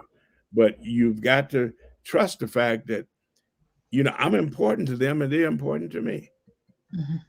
And it requires that we do more than just think about the paycheck or where I'm going to live or what I'm going to drive or what school I'm going to go to or what kind of clothes my kids are going to wear. They're going to be the best dressed kids in the neighborhood, all those kind of things. We have to fight for the right to just be Yes. human, spiritual, loving human beings. Mm. Ashe. That's it. How much more can we talk about this? How often can we really deliberate Well, about? It's very interesting to keep just saying it. We have to try as much as we can to be humans. I'll be opening up the line to take some few questions or some comments for those that are eager to ask or to find out anything about Reverend Dr. Niinana Kweku. If you're still giving those parenting, are you still giving parenting consultancy or oh, yes, education? sometimes. Yes, I do. Okay. Mm. All right. So you see, those are some of the things that we're looking for, like counseling. It's not longer like I have to be in California to see you, but of No, course no. online it's possible, Yeah, is it? we can do Zoom or a lot of different ways now. I mean, it's always preferable to see somebody in person, but if a person is really seeking the information, you can make the connection that way. It's fine. Mhm. Yeah, Yeah, because I think this other aspect of spirituality is what Pan-Africanism is really truly about, or us Africans, and that's what we should be teaching. We should be right. teaching the humanity aspect, not the biblical church going typical traditional something like you said. We've been doing it for 400 years, and even the most prayerful and something, but something never changed. So the first thing that we learn here, and we've been hearing it all the time, is you said there is no education that is so important than the education of yourself, knowledge of yourself, which is Yeah, what that was all the yeah, psychologists, all the historians, all the theorists have been saying: knowledge of self. knowledge of self and the successful way of gathering information, because like you can go to college and you can sit up in there and you can write papers and they can give you assignments. But most of the stuff that you're going to learn is by interacting with the subject that you have to work with once you come out of that school. There are a Mhm. lot of things that I would never have learned about fatherhood setting up in a class, but I learned about it by doing groups with fathers every day, 5 days a week, and sometimes taking those fathers out on camping trips on the weekend and getting to understand who they are and why they were acting the way that they act. That's a process that you learn by trial and error, you know, Mhm. and you have, just have to be aware and make people aware that, I have one purpose. My purpose is to help you get from point A to point B. If I can't do that, I'll step aside. But if you give me the chance to, I'm going to do everything I can to try to alleviate, remove some of the obstacles that you have in your way. And Mhm. that's the approach that I use. Yeah. Absolute. And you talked about we have to really. I'm running up these conversations because, like, you've touched a lot of very relevant point. I try to reframe it again, and then we touch the really vital aspect, like the way forward to doing it practically in our individual lives.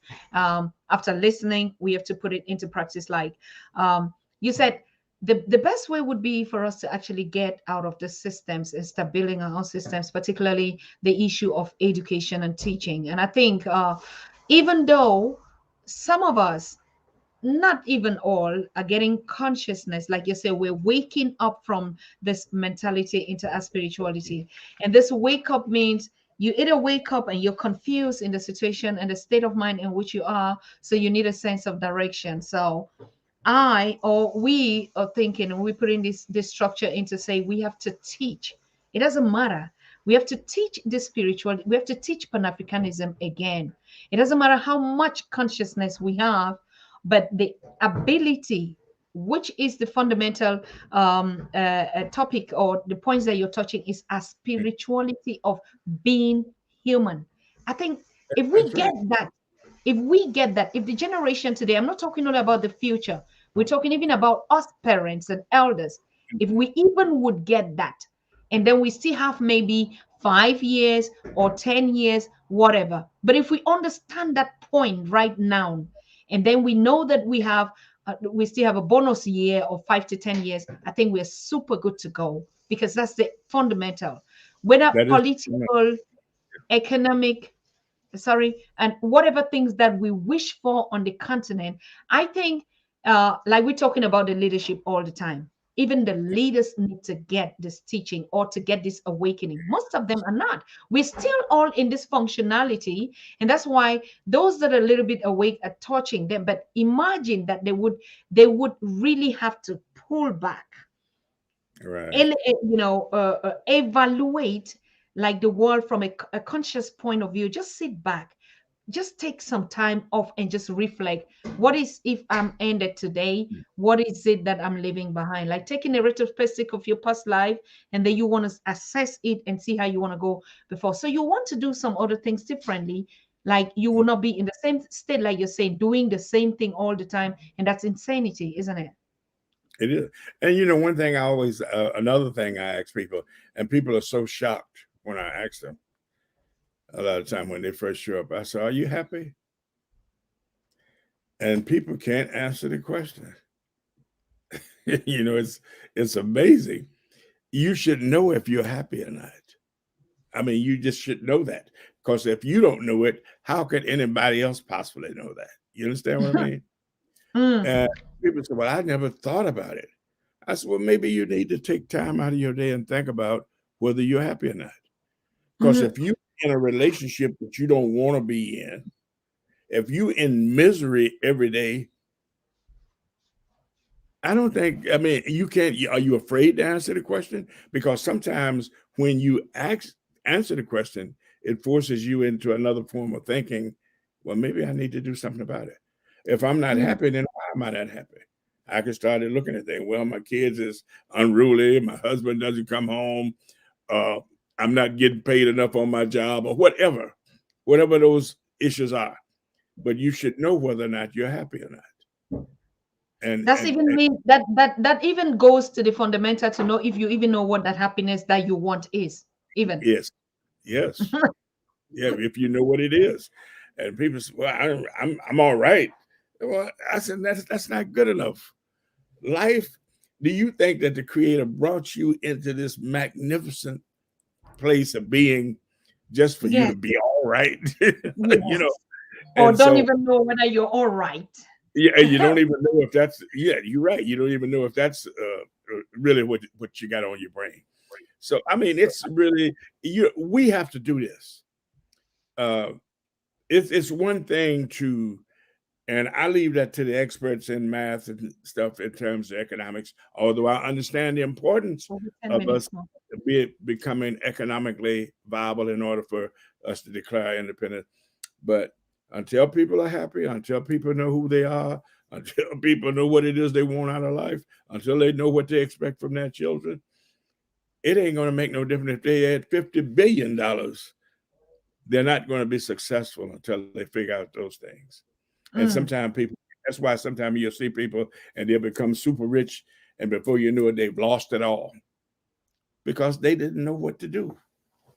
They were just spending money and thinking that was going to bring them the joy and peace and happiness that they were seeking. And when it doesn't, they don't know how to deal with reality. So mhm. just we Beautiful.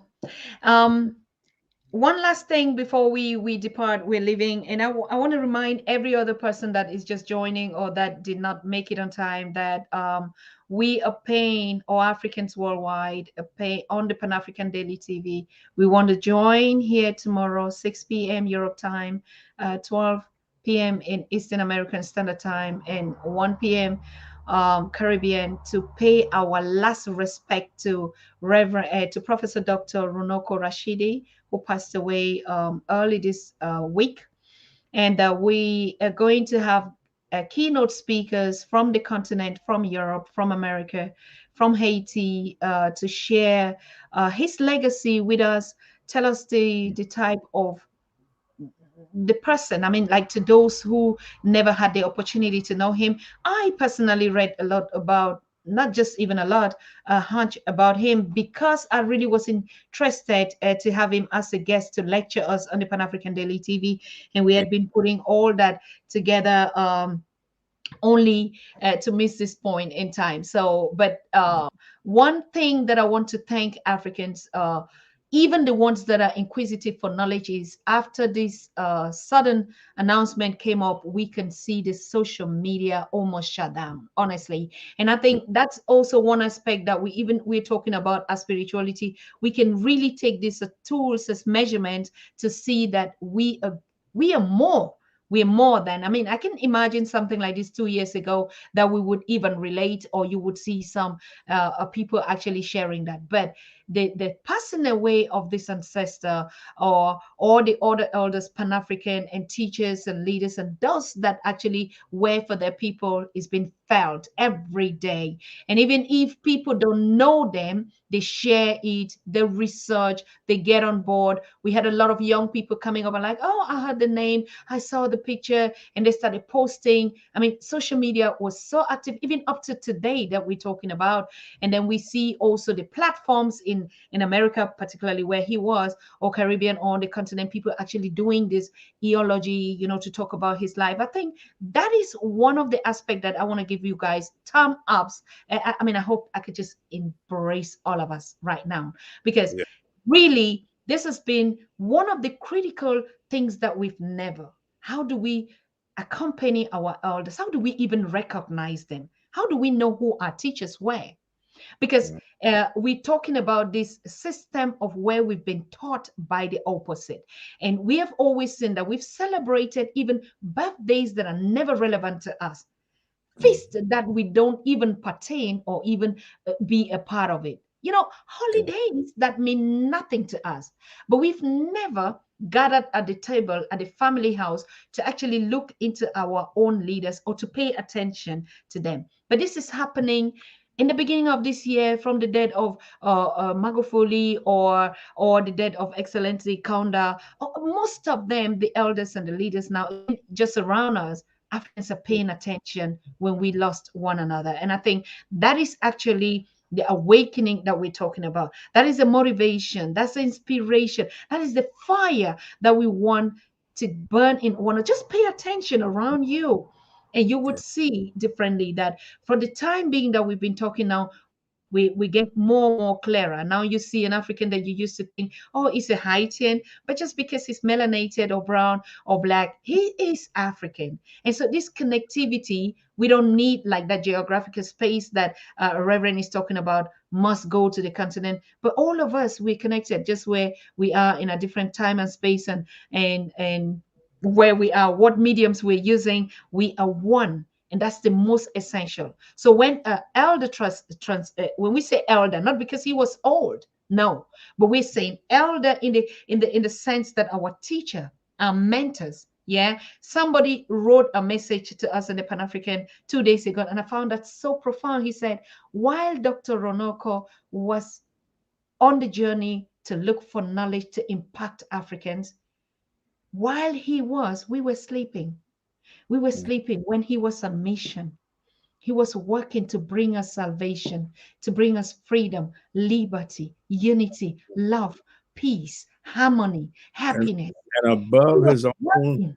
pain, above his Yeah, own physical restraints, he still continued to do the work. And that's what's so good about this whole spiritual journey, is that, my grandfather said, well, what do you want on your headstone, or what would you like somebody to say about you? I just mm, want to be able to do what it is I do that makes me feel good and makes other people feel good. I don't want nobody yeah, crying. I want people to just continue to do what you do. And if I did anything to change the trajectory of your life for the better, that is the blessing. That's the Mm, blessing. mm, And we used to have what we call the National Black Family Conference every year up at the University of Louisville. I don't know. You could probably ask my brother James. I don't know if he was ever up there, but Asa Hill and all of these guys, we would be up there for a whole week, and we would be up from morning to midnight sharing with each other. All of these great teachers, man, I tell you. And I don't know why they stopped it, but I used mhm. to go.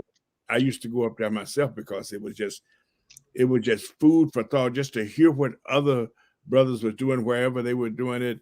Brother Naeem Akbar, you familiar with Akbar? He Oh he's no, not he's yet. he's a professor down at he used to be a professor at the University of Florida. I think he's Mm, retired now. But Matabuti out of the University of Michigan, all these guys, man, it would be like hundreds of us mm, up there in this hotel for a whole week. We took up the whole place, and it was just the most beautiful thing because uh, it fed you for all that work you were doing back home that you didn't think anybody was paying attention to, or you didn't realize there was so much support out there for the kind of things that you're working on. So mm, that's the thing I miss about it now. But yeah, it's there are a lot of soldiers out there. There are a lot of people out there mm, who would do work on every continent, no doubt. And to be able to, the one thing about this whole new media craze is that we're able to connect at least at this level, and maybe one day, sometime soon, we'll be able to meet somewhere on the continent, or maybe meet here, because as far as I'm concerned, this will all be part of Africa. But when we are in control of our destiny, not while they are controlling it. yeah. Exactly. Anyway, thank you so much, Rev. It's been a wonderful pleasure to be. You know what? I like the conversations with you. Is this kind of practical things that doesn't need a lot of complication. You're really focused on the soul. You're focused on our spirituality. You're focused on the normalcy. You're focused on the petty things that we need to put together to get it really straight. Um, and that's why the conversation with you is more unifying. It's not hurting any person. It's just feeding. It's just giving us a lot of nurturing and strength. And I think that is where our focus should be more in the things that unify us, in the things that heal us, in the things that connect us, in the things that actually build us more than the things that in the world that are distracting us and causing us even anger and too much energy to fight them. Right. So if I know, like you talked about the alternatives, if I know that I can heal myself, so why do I need to bother if there's a conspiracy theory out there talking about I have to take this and this needle or not? So if I just know and I have that power and I have that energy, so I don't need to bother about that. So any other thing would be a distraction, and so I will not focus my attention on that. So we're looking forward to sessions like this where we focus more on how we heal ourselves and how we connect more and how we teach those daily things that we go out every day in the morning, and it could make a great impact than just thinking that if we remove someone from the AU, it's going to make an impact. Imagine even if we remove them and we put some other person, how is that going to put food on your table for you and your family? How is that going to change your neighborhood? Even if some other person is going to be there, maybe job creation and all the things are going to. But if we look at the system right now, I think we need to focus more on how we support and build each other and this way, and how we pay attention to ourselves. So we begin to recommend probably we should start rethinking of cutting down costs and the way we carry a lot of engagement and labor on ourselves. If I used to work 150% or one or thinking that I will get something, maybe I slide it down and pay more attention to living my own life for myself. Because what we see is we live a lot of other people's life. The people that taught us we live their life. We give them the pleasure, right? And we keep thinking all the time because we try to meet up, we try to justify, we try to show that yes, we're also in the mainstream. We don't need that at all. Now we have to change and switch. Yes, I have to earn a living, but I also have to live. I have to live for me. I have to pull back. I have to give myself a gift of life. And so if I'm healed and strong, I can heal other people. So one last word from you, Rev, and before we round up this session today, and to meet again tomorrow. Yes, I would just like to say to everybody out there, every African person on the planet, that we're one. We're one, and the fact that some of us don't realize it, don't hold that against us. Just keep teaching, keep connecting, and just love yourself and let that love spring out to the whole world. We will be successful. Africa, we will make Africa great again. Thank you. Thank you so very much, Rev. When are we going to have you again? I mean, I already said in the Well, beginning. Thursdays are good. You Yesterday, you know why? We want to get as much as we can from one another. So it's okay. our time to really see how we squeeze and get enough love from each other. So staying apart is not the agenda anymore. When are we Oh seeing no, you? no. We have idea because of these fires and stuff. They have these rolling blackouts, and Yes. so everything will be shut down.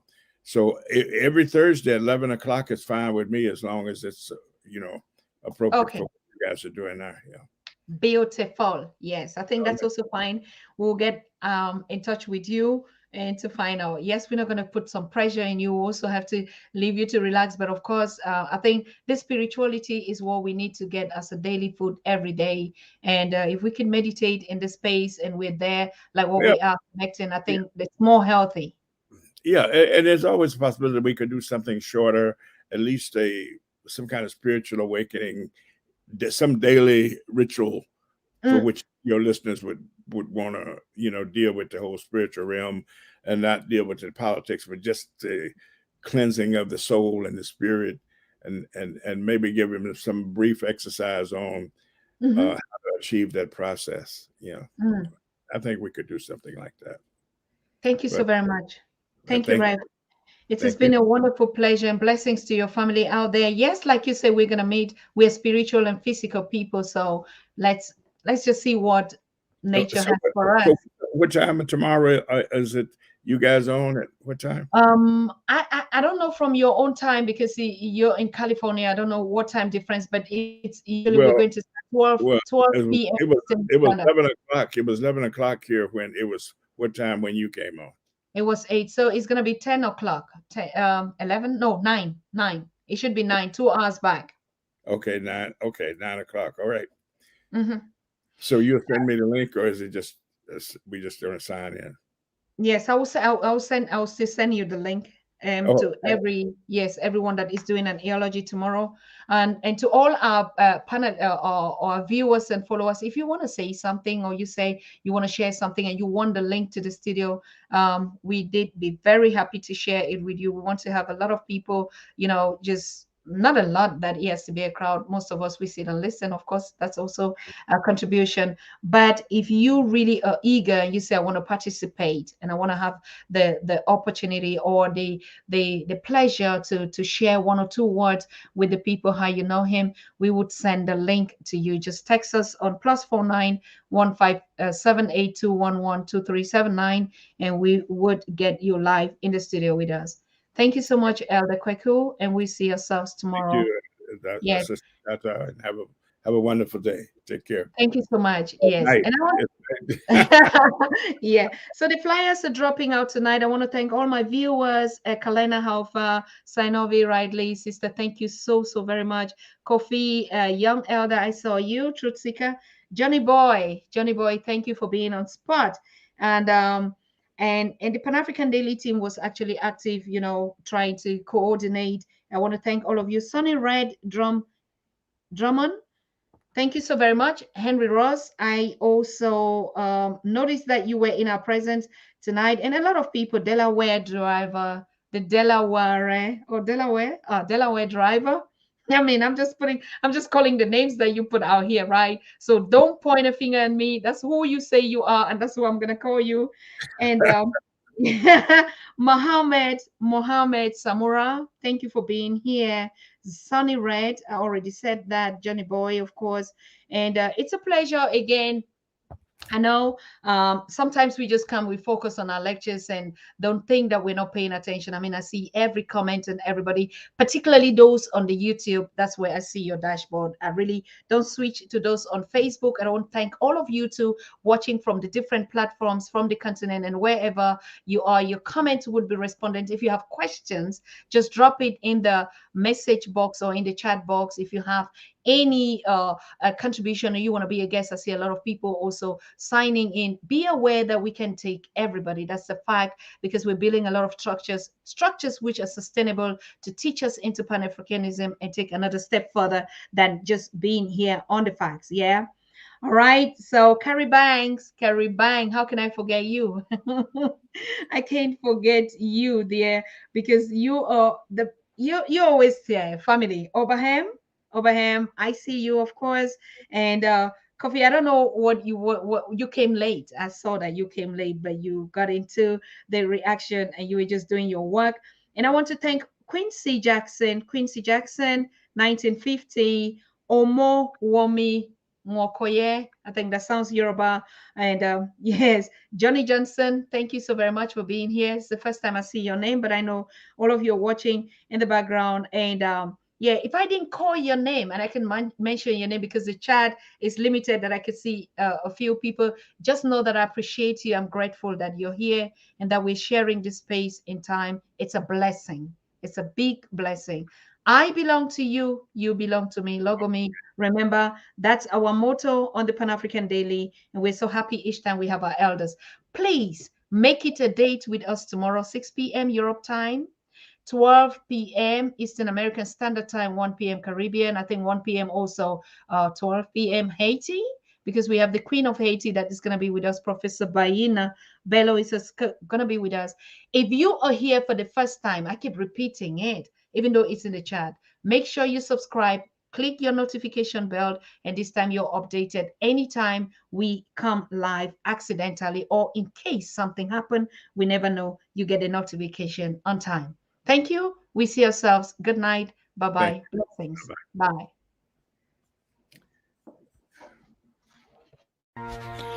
You are watching Pan-African Daily TV with Dr. Susan Tata.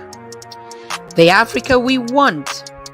Unity, consciousness, our culture, our spirituality, our history. One Africa for Africans worldwide. Motherlands calling its diaspora home. Join my voice. Join my team. Join my campaign. Campaign 21 hashtag 1 million subscribers on the Pan-African Daily TV YouTube. Be a volunteer. Apply now. Be the new Africa.